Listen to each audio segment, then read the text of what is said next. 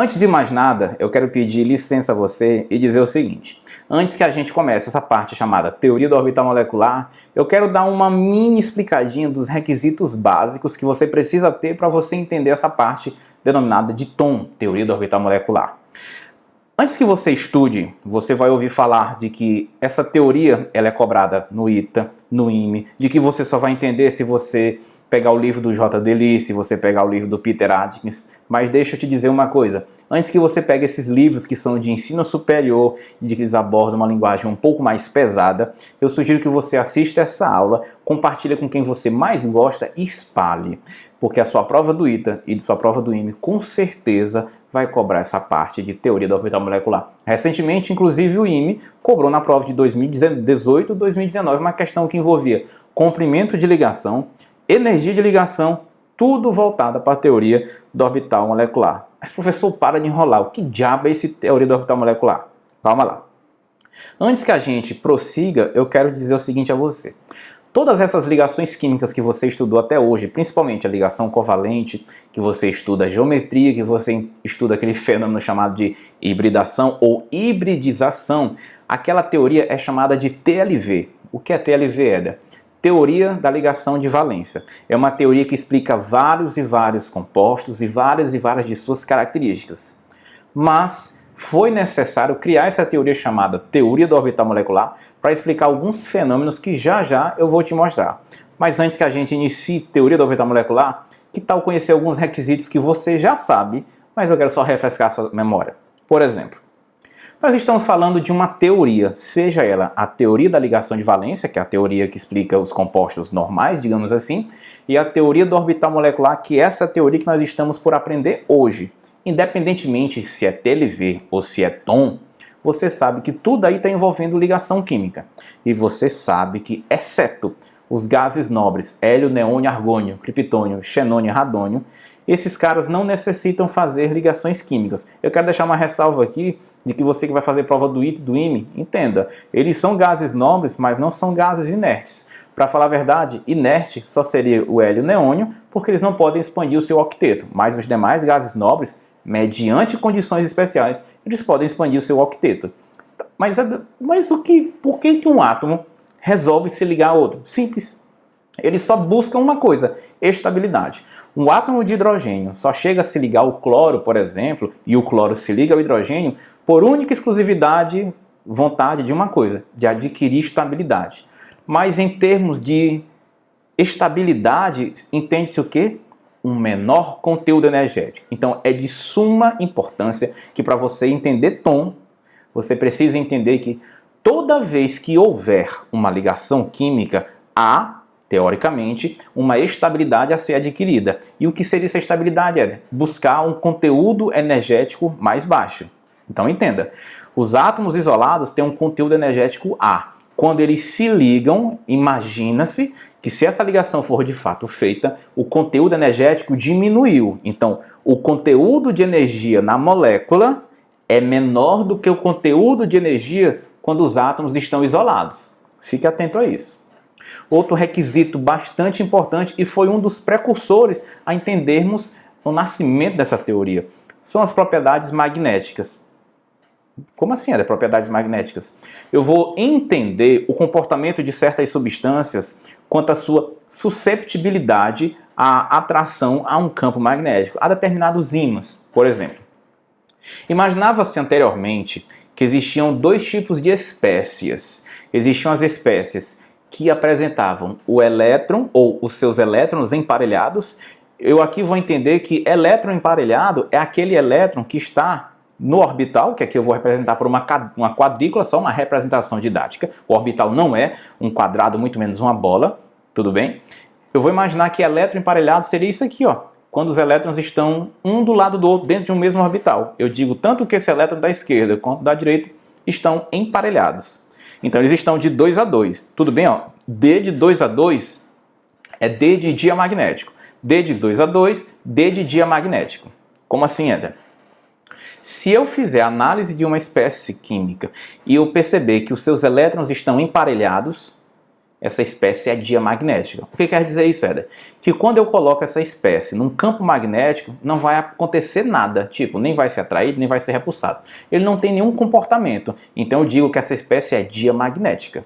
Mas se eu tiver um composto que apresenta elétrons desemparelhados, por exemplo, esse aí, eu já adianto uma palavra muito interessante que é elétron celibatário.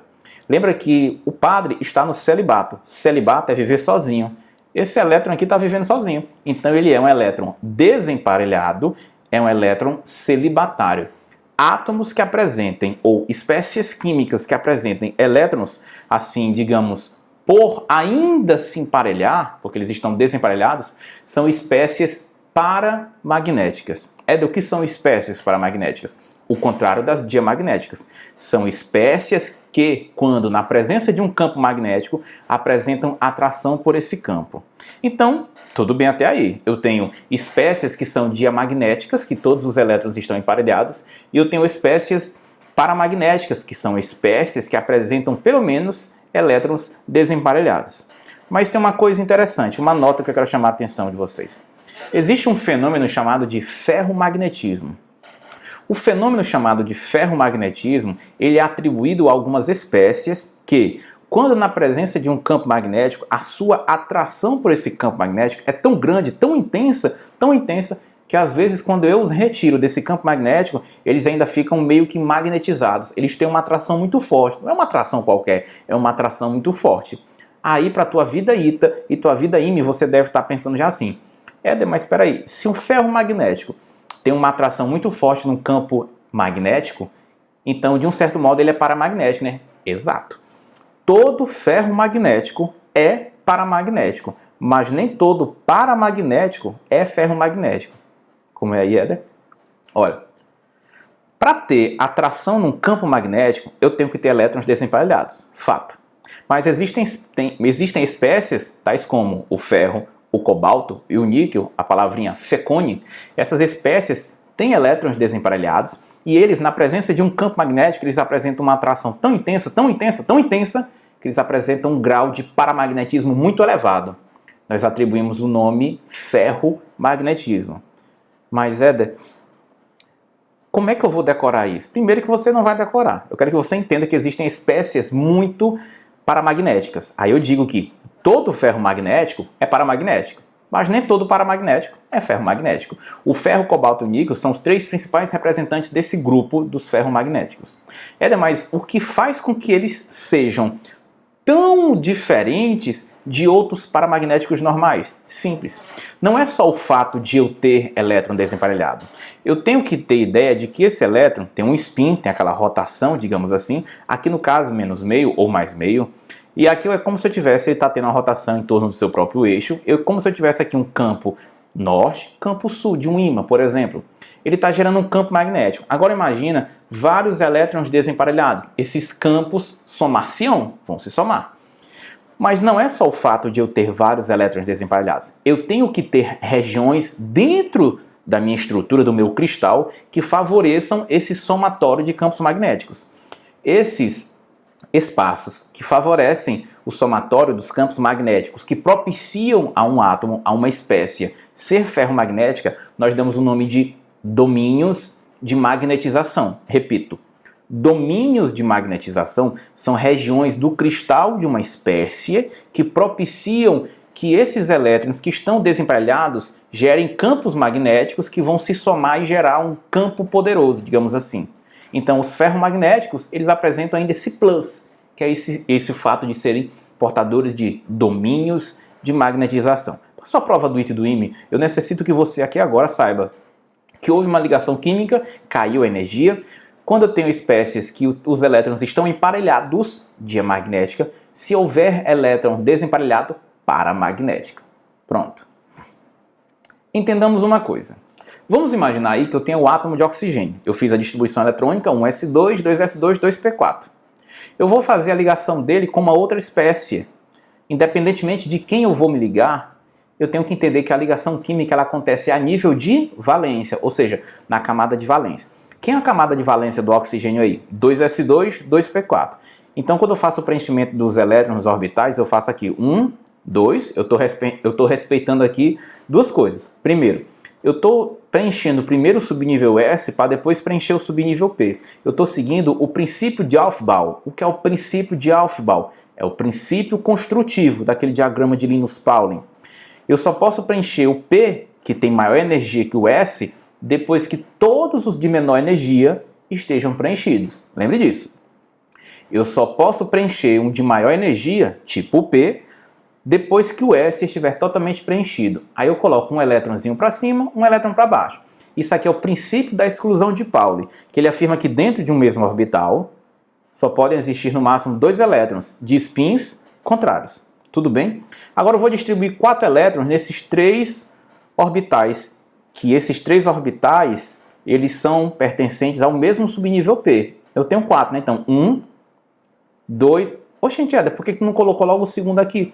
Porque eu estou respeitando a regra de Rand. Rand diz o seguinte: um orbital só receberá o segundo elétron depois que todos os outros orbitais do mesmo subnível tiverem recebido o primeiro. Então eu tenho aqui, ó, todos em paralelos, spin paralelos, aí eu coloco o segundo. Isso aqui é o princípio da regra de Rand.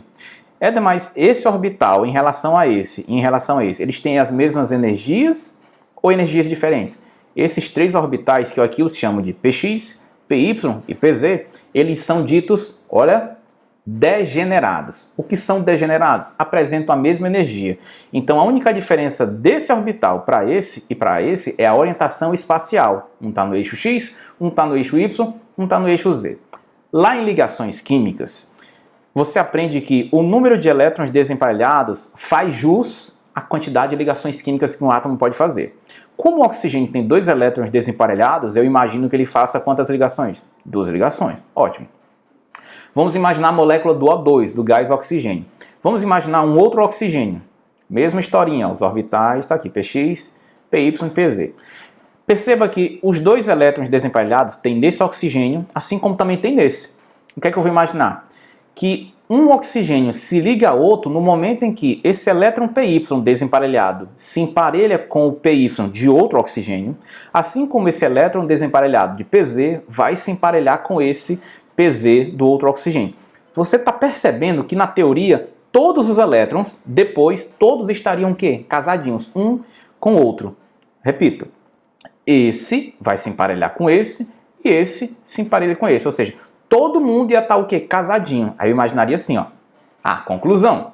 A molécula do O2, ela seria o quê? Diamagnética. Porque todos os elétrons estariam o quê? Emparelhados.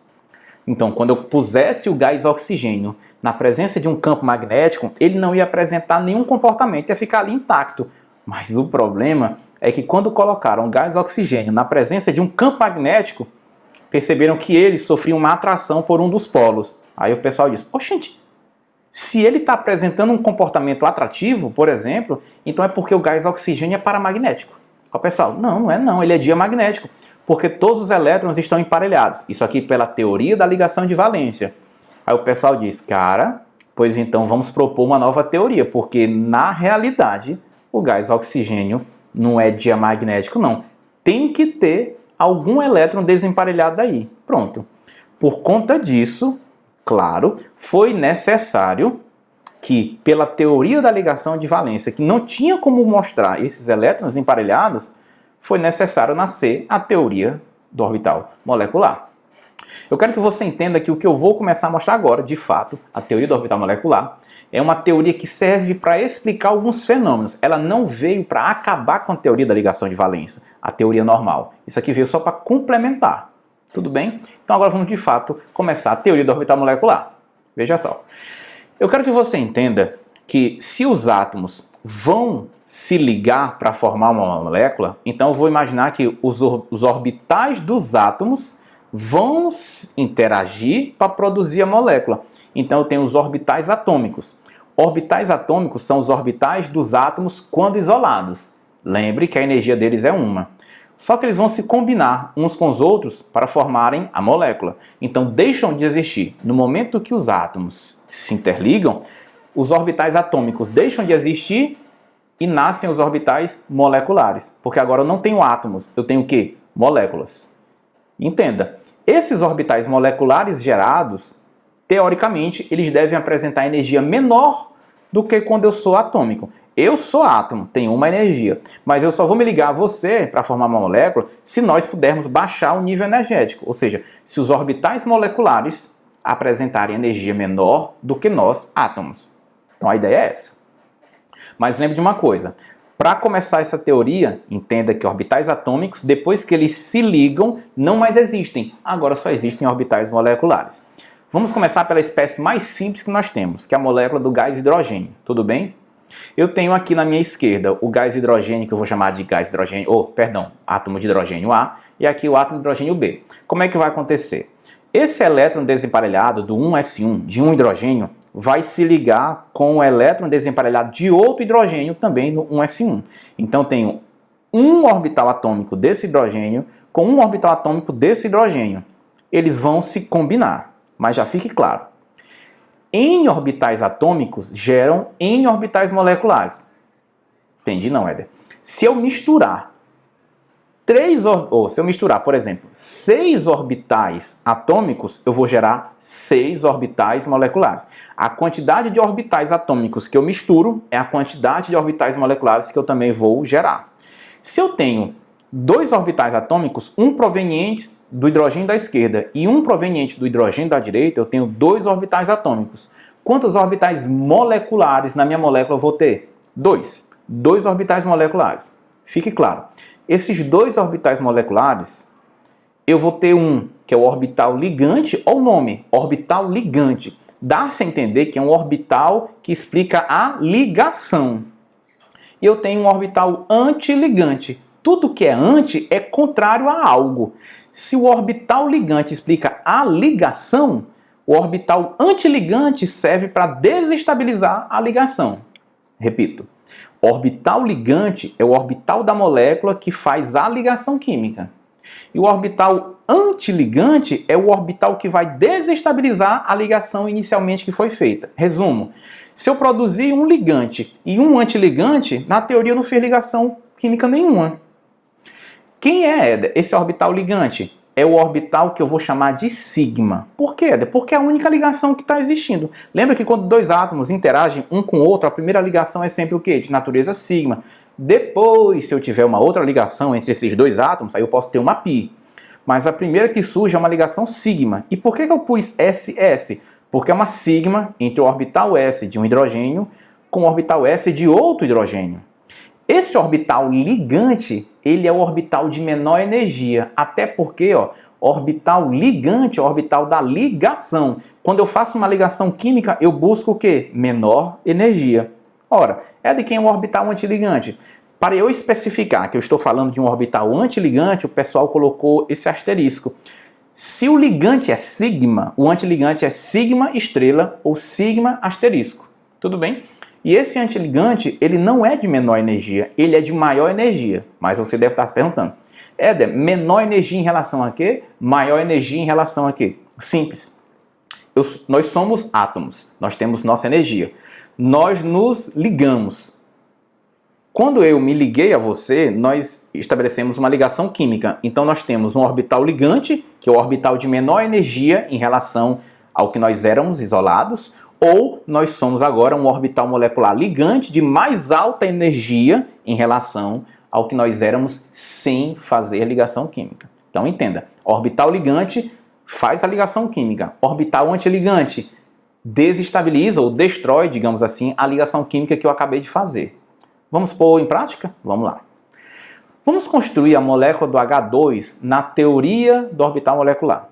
Primeira coisa que eu vou fazer, lembrando que cada hidrogênio só vai contribuir com um orbital. Então, são 2 hidrogênios, então são 2 orbitais. Um proveniente de um hidrogênio e um proveniente de outro. Então, é 1s1. Olha o que é que eu vou fazer. Eu vou construir um diagrama em que eu tenho aqui, o diagrama energético, orbital molecular do hidrogênio da esquerda, orbital molecular do hidrogênio da direita. O que é essa seta crescente? É só para dizer que o nível energético aqui é baixo e vai subindo. O que é esse tracejado, Éder? É só para mostrar para você que esse tracejado, é o nível energético dos átomos. Eles estão aqui.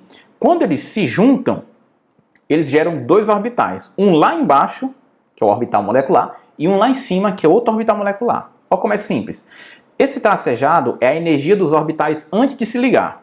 Quando eles se ligam, eu tenho um orbital lá embaixo. Ora, se eu estou lá embaixo, eu tenho menor energia. Se eu tenho menor energia, eu sou o meu ligante. E esse outro aqui ficou lá em cima em relação ao que era antes de começar a ligação química. Então ele é o meu antiligante. Entenda que depois que esses átomos se ligam, eu não tenho mais orbitais moleculares. Eu tenho agora o quê? Eu não tenho mais orbitais atômicos. Eu tenho agora só orbital o quê? Molecular. Show de bola? Pronto.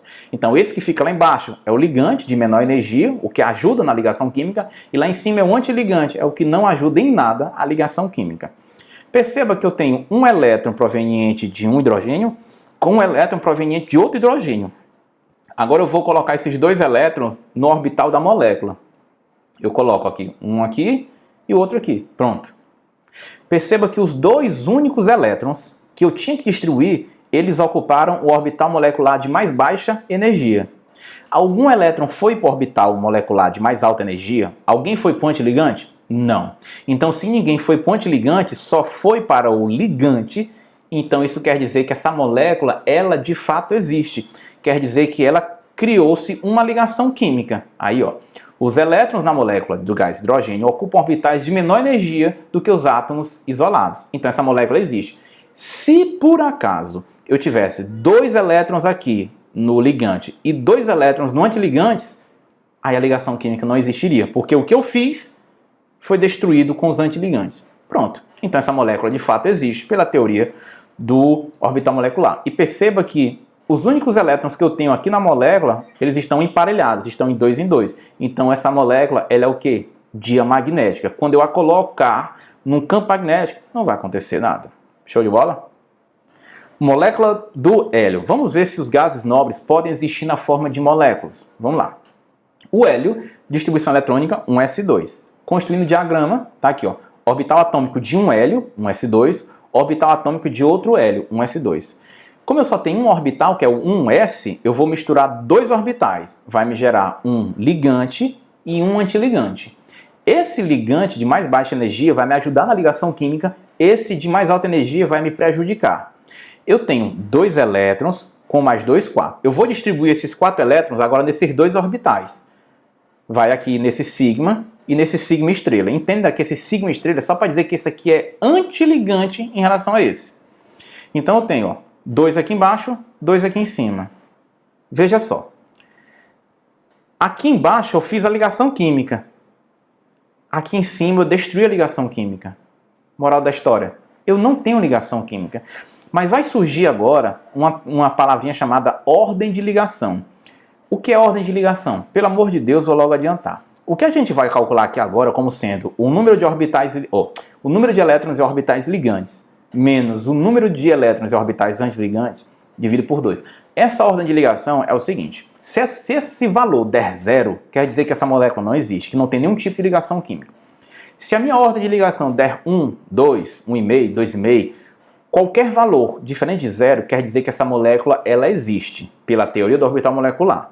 O que é essa ordem de ligação, Éder? Digamos, ordem de ligação 1 é uma ligação química, mas aí eu não vou interpretar que essa uma ligação química é uma sigma, é uma pi, não é aqui o fato. Esse conhecimento básico é só para você entender que se a ordem de ligação der diferente de zero, a molécula existe. Então se eu for calcular a ordem de ligação aqui, eu posso calcular, teoricamente, olhando aqui, ó, 2 elétrons fizeram a ligação, 2 elétrons desfizeram a ligação. Então não tem ligação química nenhuma. Mas eu queria calcular, veja só como dá certo. Número de elétrons e orbitais ligantes, 2. Menos. Número de elétrons e orbitais antiligantes, 2. Ora, 2 menos 2, dividido por 2, 0. Então a ordem de ligação aqui é 0. O que condiz com a realidade que eu não tenho moléculas de gases nobres. Já adiantei uma coisa aqui, ó. Quanto maior for a ordem de ligação calculada, eu tenho 1, 2, 3, 4. Quanto maior for a ordem de ligação, maior é a energia de ligação. Mas anote uma dica mais importante ainda para a tua prova do IR e do IN. Quanto maior a ordem de ligação, maior a energia, mais curta é a ligação. Repito, eu tenho duas espécies. Uma que a ordem de ligação deu 1 e a outra ordem de ligação deu 2,5. Quem foi maior? 2,5. Então quer dizer que quanto maior a ordem de ligação, maior a energia, menor é o comprimento dela, ou seja, mais curta ela será, mais difícil será de quebrá-la. Tudo bem? A molécula de hélio 2 existe? Infelizmente não. A gente acabou de provar que a ordem de ligação aqui dá quanto? Dá 0. A molécula de boro existe? Aí a gente vai começar uma parte interessante. O boro, ele é 1s2, 2s2, 2p1. Lembrando o seguinte, eu não vou construir vários orbitais. Como a ligação química só acontece a nível de valência, basta que eu estude a camada de valência, que é essa daqui, ó. Então, na hora de eu construir meu diagrama, eu construo só o diagrama da camada de valência. Tá aqui. Orbital atômico de um boro, 2s2, 2p1. Orbital atômico de outro boro, 2s2, 2p1. Lembrando ó, que o 2p1 está lá em cima, porque o orbital P, o subnível P, perdão, tem mais energia que o subnível S. Só que a molécula de B2, não é? Pois é. Então vamos aqui. Os orbitais S. Eu tenho um orbital S de um boro com um orbital S de outro boro. São dois orbitais atômicos. Se misturaram, geraram um orbital molecular ligante de mais baixa energia e um orbital molecular antiligante de mais alta energia. Aqui eu tenho 2 elétrons, com mais 2, 4. Eu tenho que colocar esses 4 elétrons nesses dois orbitais. Como é que vão ficar? 2, 2. Bom, você percebe que aqui, o que eu construí, eu destruí. Agora a gente vai vir para o subnível P, que é o que eles adoram na prova do ITA e do IME. Esse orbital P, ele tem quantos orbitais? 3. O PX, o PY e o PZ. Mas na teoria do orbital molecular, infelizmente, eles não vão ter a mesma energia. Eu posso ter duas situações. Situação 1 e situação 2. Anote isso aqui. Situação 1 é quando eu estabelecer uma análise de átomos que tenham número atômico entre 3 e 7. Se eu tiver átomos com número atômico entre 3 e 7, por exemplo, boro tem número atômico 5, então vai cair na situação 1. Como é que é a situação 1, Éder? Desses 3 orbitais, eu vou ter 2 de mais baixa energia e 1 de mais alta energia. Isso ligante. Mas eu também posso ter o seguinte, deixa eu só falar aqui também. Esses dois aqui vão ser o πPx e o πPy. E esse outro aqui de cima, Éder, vai ser o sigma PZ. Tanto faz eu colocar aqui πPy ou πPz e aqui px. Tanto faz, não tem diferença. Éder, não entendi. Quando você for estudar átomos que tenham número atômico entre 3 e 7, por exemplo, boro 5, bem aqui ó, eu tenho orbitais P. Quantos orbitais P eu tenho aqui? Ó? 3 com mais 3 daqui. Então vou gerar quantos orbitais moleculares? 6. 3 ligantes e 3 antiligantes. Esses 3 ligantes eu vou ter 2 de mais baixa energia, que são os orbitais π, e 1 de mais alta energia, que é o sigma. E eu vou ter uma segunda situação, que é a situação em que o número atômico é maior ou igual a 8, ou seja, a partir do oxigênio. Aí, no caso, vai acontecer só uma inversão da energia desses caras. Eu vou ter um de mais baixa energia, que é o sigma, e 2 de mais alta energia, que é o π. Então, você percebeu que houve apenas uma inversão. Ó. Esses eram de menor energia, lá, agora, eles são de mais alta energia. Mas o ITA e o IME não estão mais só cobrando moléculas. Olha aqui, ó, B2. B2 são diatômicas, tem 2 átomos, e são homonucleares. Que diabo é isso, Éder? Molécula diatômica, 2 átomos, homonucleares, que são de átomos iguais. Mas eu posso ter moléculas diatômicas heteronucleares, como foi o que aconteceu agora em 2018. Ó, CO, 2 átomos, mas são diferentes, heteronucleares. NO, 2 átomos, mas são diferentes, heteronuclear. Quando você tiver moléculas diatômicas heteronucleares, tais como o CO e o NO, você vai usar a situação 1 ou a situação 2? Você vai usar a situação 2. Edu, não entendi muito bem não. Desenha bem para eu ver. Vamos lá. Eu vou construir agora os orbitais P para o boro. Qual é o número atômico do boro? 5. Ele cai em que situação? Situação 1 ou situação 2? Situação 1, que é entre número atômico 3 e 7. Então vem para cá, ó. 2 de mais baixa energia e 1 de mais alta energia. Ligante. π de mais baixa energia e sigma de mais alta energia, dos ligantes. Agora eu vou construir os antiligantes aqui. Os antiligantes que eu vou colocar aqui em cima é igual para todo mundo, seja situação 1, situação 2 ou com molécula heteronuclear. São 2 antiligantes de mais baixa energia, que são os π, e um antiligante de mais alta energia, que é o sigma. Agora, veja só. eu tenho um elétron desse boro com mais um elétron desse outro boro. Eu tenho 2 elétrons e eu tenho que alojá-los nos orbitais ligantes primeiro, porque os orbitais ligantes são os de menor energia. Dos orbitais ligantes eu tenho 3, esse e esse. Desses 3, quais são os de menor energia? Os π. Então vai aqui, ó, 1, 2. Pela regra de Rand, só poderia colocar o segundo elétron aqui se esse aqui já tivesse recebido o primeiro. Você observou? Acabou a molécula. Pronto, acabou. O que foi que eu consegui perceber? Tem aqui, ó, nesse meio aqui, ó, orbital molecular, tem algum elétron desemparelhado? Tem, 2. Pois pronto, filho. Se eu tenho elétrons desemparelhados, quer dizer que o boro, se essa molécula existir, ela será paramagnética. Vamos ver se ela existe. Vamos lá. Como é que eu faço? Número de elétrons ligantes, tá aqui, ó, 2 daqui, com mais esses 2 que são também ligantes, 4. Menos 2 dos orbitais antiligantes. Eu só tenho um orbital antiligante com elétrica. Esse aqui, 2. Por 2 dá 1. Deu diferente de 0? Deu. Pronto, então essa molécula existe. O que é uma ordem de ligação? 1 éder. É uma ligação química. Então a molécula de B2 existe e ela vai ser o quê? Paramagnética. Pronto. E para pré-fechar, vamos fazer a molécula do nitrogênio? Como é que é a distribuição do nitrogênio? 1s2, 2s2, 2p3. Lembrando que a molécula de nitrogênio tem número atômico o quê? 7. Então, situação 1, número atômico 3 até 7. Pego a camada de valência, construo o diagrama. Ó. Orbitais S, 2s2 de um, 2s2 de outro. Orbitais P, 2p3 de um, 2p3 de outro. Como é que eu vou fazer?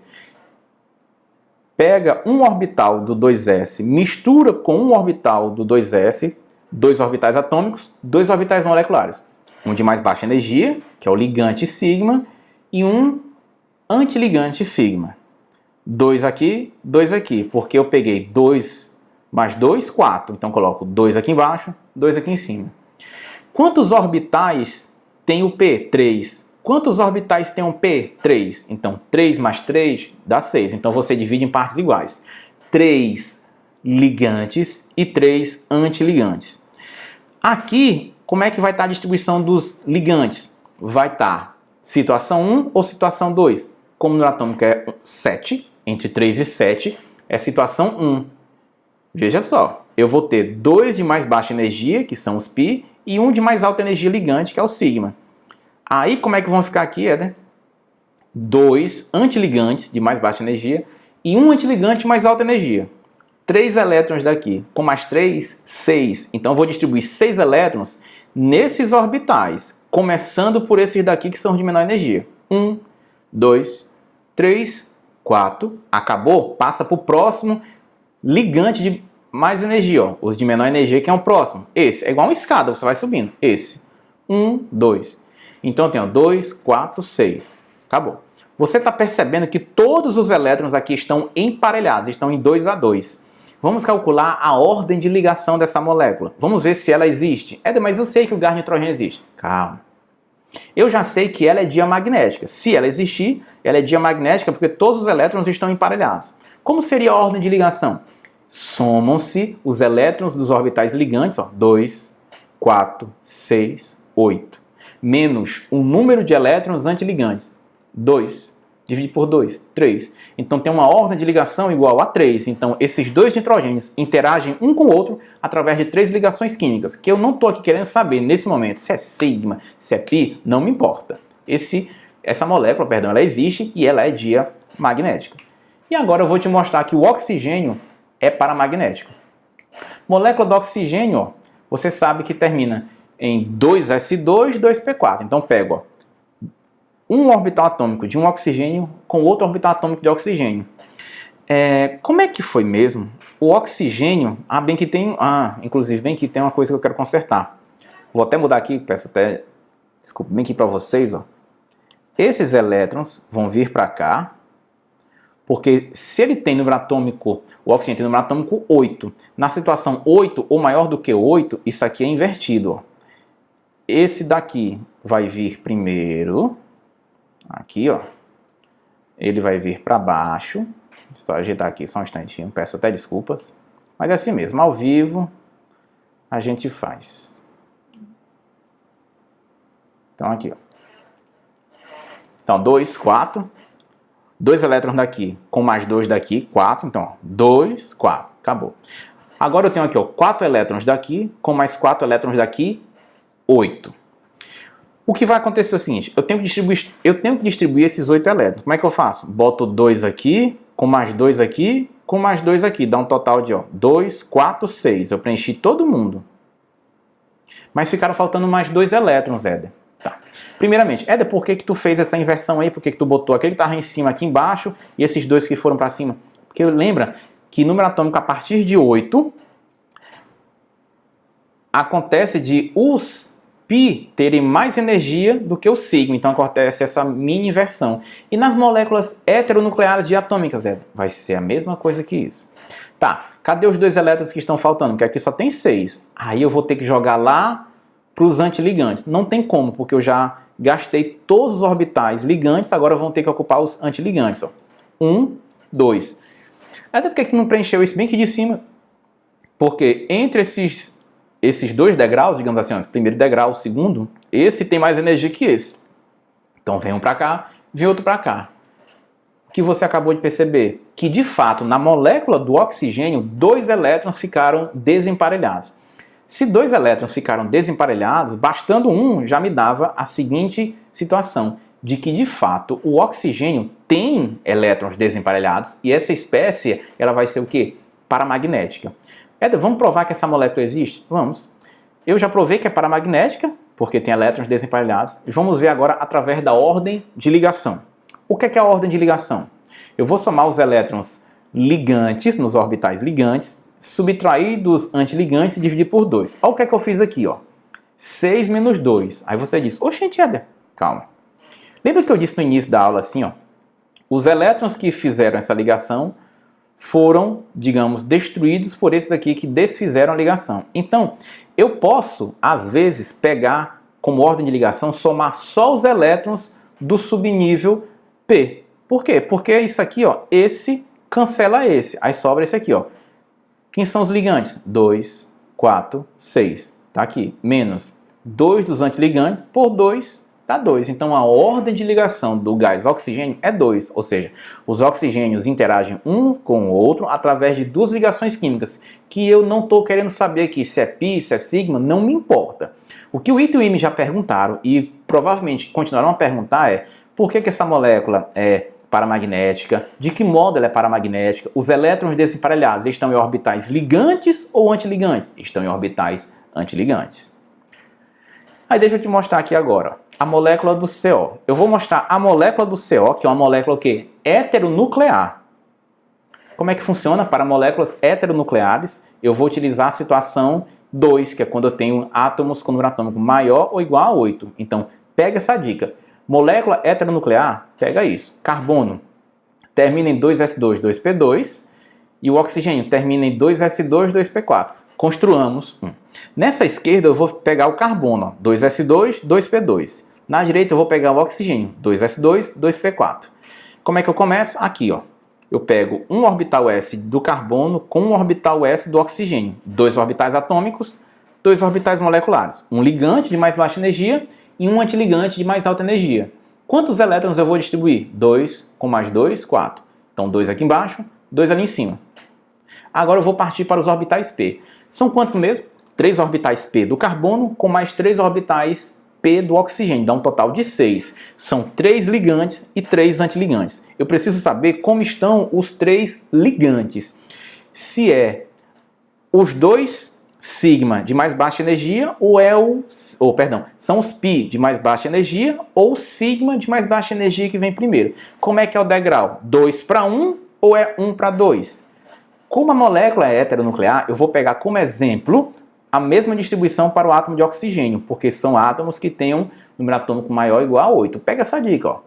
Lembre, para a molécula heteronuclear, quem vem primeiro? Ó, dos orbitais P ligantes, quem vem primeiro? O sigma. Se fosse número atômico entre 3 e 7, e não fosse molécula heteronuclear, quem viria primeiro aqui? Os π, depois o sigma. Então quem vem primeiro? O sigma, depois os 2π. Aí lá em cima normal, 2π, sim, é como se fosse tranquilo. Pega aqui 2 elétrons daqui, com mais 4 dá um total de 6. Como é que eu vou distribuir? 2 aqui, aí ó, 3, 4, 5, 6. Acabou. O que é que você percebe? Eu vou já calcular a ordem de ligação. Se essa molécula tiver ordem de ligação diferente de 0, ela existe. E se ela existir, eu percebo que todos os elétrons estão o quê? Emparelhados, estão de 2 em 2. Então essa molécula será diamagnética. Pegando a ordem de ligação, eu vou pegar todos os elétrons. 2, como é que eu faço? Somos os elétrons dos orbitais ligantes. 2, 4, 6, 8. Subtrai do número de elétrons em orbitais antiligantes. 2, divido por 2, dá 3.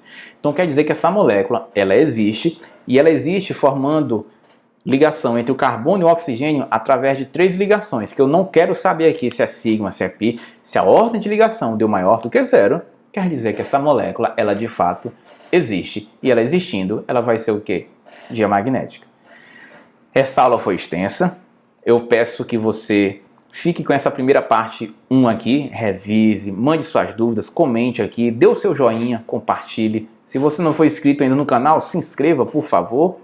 Eu peço até desculpa que a aula tenha ficado um pouco longa, mas é porque esse assunto ele é um pouquinho cheio de detalhes. Ainda falta explicar aqui moléculas, aqui eu estou falando de moléculas neutras, mas ainda falta falar de moléculas que tenham carga positiva ou negativa, tipo O2-, O2+. A gente encerra hoje nesse slide e eu vou trazer na próxima semana o vídeo parte 2 da teoria da órbita molecular, já com material para a gente fazer, inclusive, aqui em vídeo. Beleza? Um forte abraço a todos e fiquem com Deus. E lembrem, vamos em frente, porque atrás tem concorrente. Até mais.